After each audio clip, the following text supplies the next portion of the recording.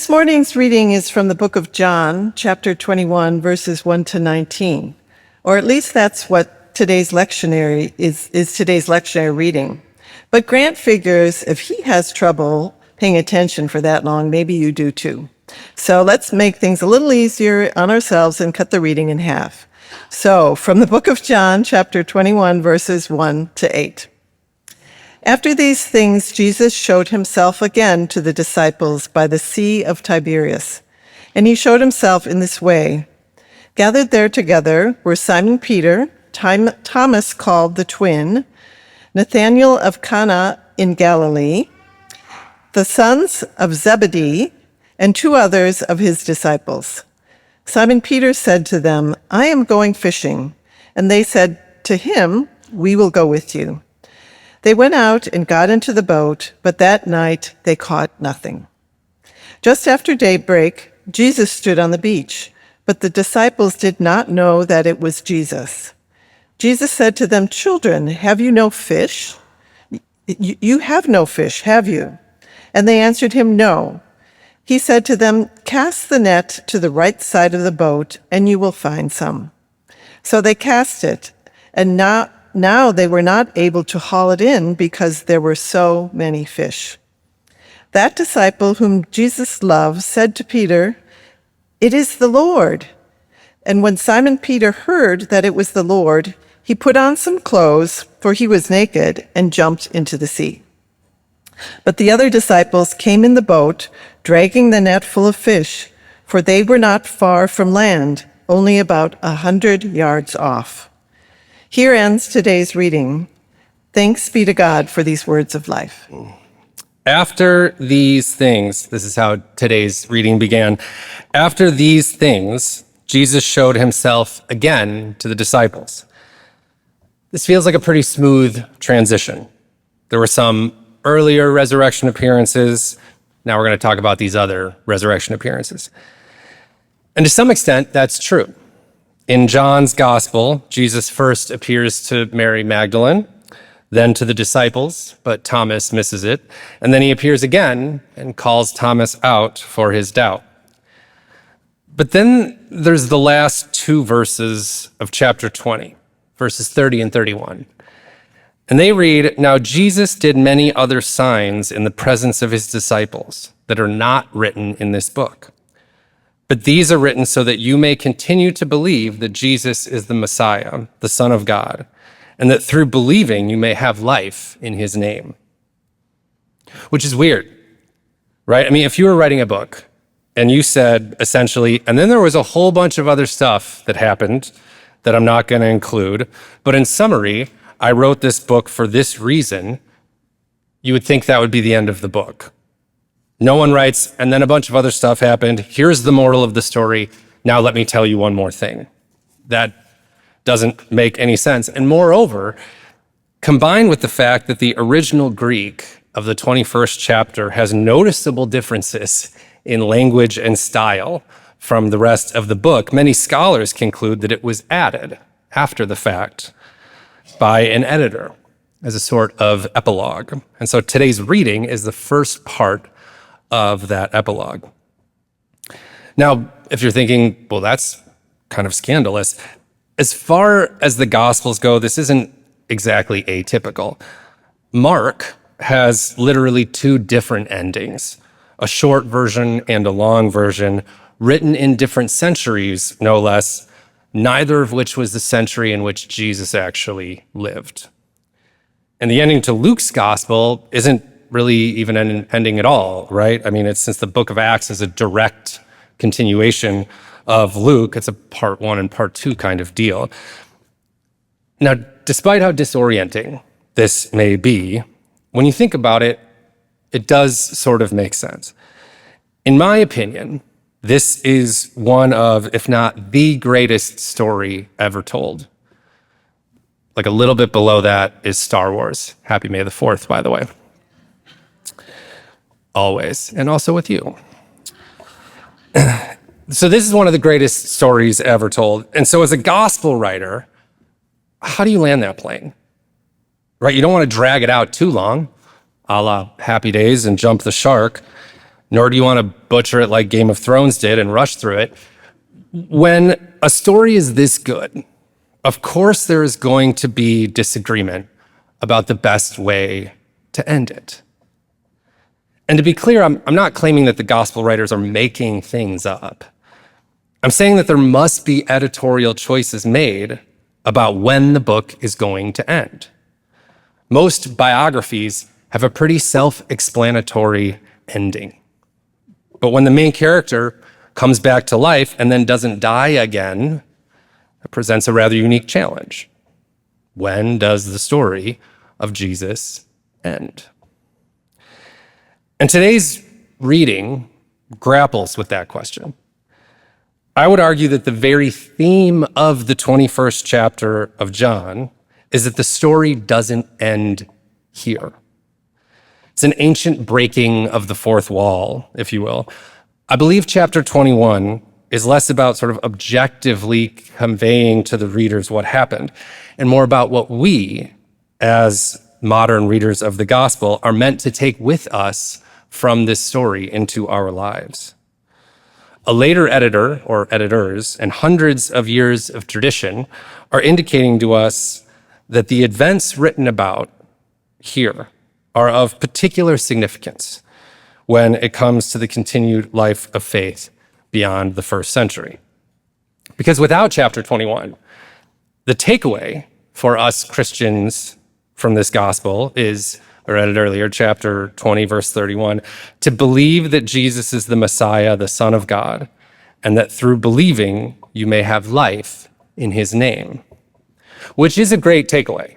I mean, don't get me wrong, but I think that the story that follows, today's story, this morning's story, highlights how we might misinterpret that.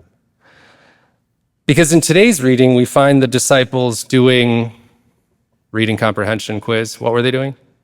Fishing. And not fishing for people, not proclaiming the good news. They're fishing. These are people who had a, as literal as it gets, real encounter with the resurrected Christ. And then they went right back to doing what they did before they met him. And yet they are still, technically, living into the takeaway from verse 31. They for sure believe that Jesus is the Messiah, the Son of God, and that through believing, they may have life in his name. But here in chapter 21, we see that simply believing is not enough. Because once Jesus makes himself known to them on the beach, he talks to Peter. And I believe he's talking to each of us.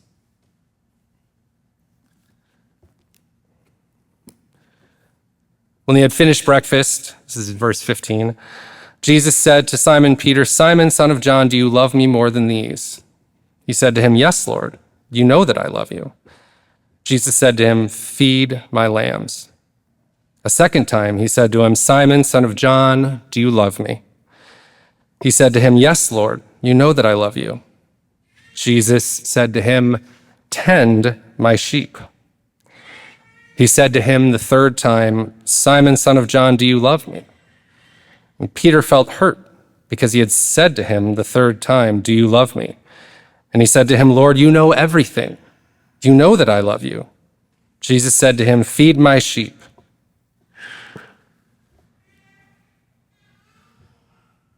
It's pretty much a single directive that Jesus is giving Peter. 3 times, ask Peter if Peter loves him. Peter says, yes. Feed my lambs, tend my sheep, feed my sheep. And then after that, in verses 18 and 19, Jesus essentially promises Peter a violent, painful death as a martyr. With verse 19 closing with, "After this, he said to him, follow me." After the resurrection appearances, it looks like it is as though the disciples' first inclination is to go back to the way life was before they met Jesus, to go back to fishing. And here in the epilogue, Jesus reminds us that there is no going back. Once we encounter the risen Christ, things simply cannot go back to the way they were before. Life has been radically altered. There is no more fishing only to feed my own family. We are no longer called into service to ourselves, but instead we are called to, as Jesus says, feed my sheep. We are called to live and work in service of the other, of the neighbor, of the least of these. And yet, unless today is your first time visiting Union Church, this is probably not news to you. Love your neighbor as yourself, loose the chains of injustice, and let the oppressed go free. This is our bread and butter here at UCH. And for probably most of us in the room and joining us online, you've probably been picking up what I've been putting down. I don't think being convinced that the core message of Jesus is loving God and loving your neighbor, whoever your neighbor may be, I don't think being convinced of that is the primary challenge for us here at Union. I think we're pretty good on that. Instead, I think our primary challenge has to do with recognition.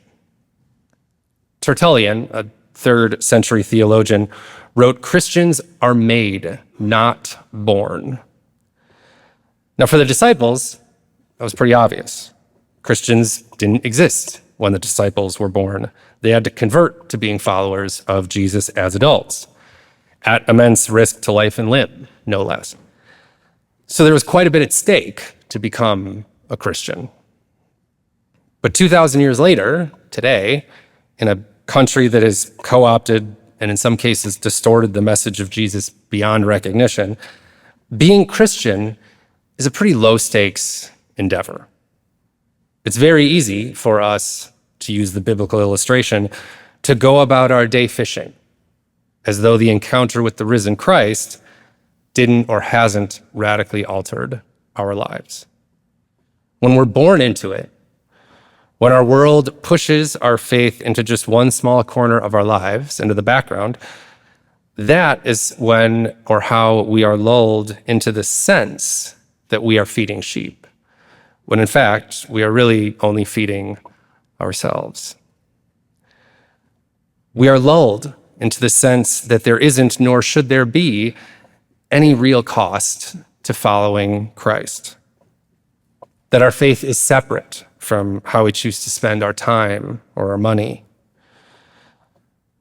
We forget that obeying Christ's command to follow me and walking the path of discipleship might actually lead us to the foot of the cross.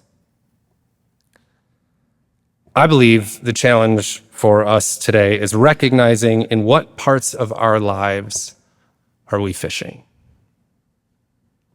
In what parts of our lives are we living unreflectively? In what parts of our lives have we hit cruise control as a path of least resistance? And where do we find dissonance between our professed convictions and our actions? And I really want you to think about that. This is as concrete as it gets. What am I doing specifically that doesn't align with the message of Jesus? If you want, you could send me an email. We could set up a time to talk about it. Maybe someone else, maybe I'm struggling with the same thing, right? We could work together to try to work on this. Where in my life am I fishing instead of feeding God's sheep? For that is the place where we are most in need of Christ. That place of conviction, of confession, that uncomfortable place that is in need of healing. That is where we find meaning. That is where profound transformation can begin. In the words of Christ, very truly I tell you, you will weep and mourn, and the world will rejoice. You will have pain, but your pain will turn into joy. When a woman is in labor, she has pain because her hour has come. But when her child is born, she no longer remembers the anguish because of the joy of having brought a human being into the world. So you have pain now, but I will see you again, and your hearts will rejoice, and no one will take your joy from you. I have said this to you so that in me you may have peace. In the world you face persecution, but take courage. I have conquered the world. Amen.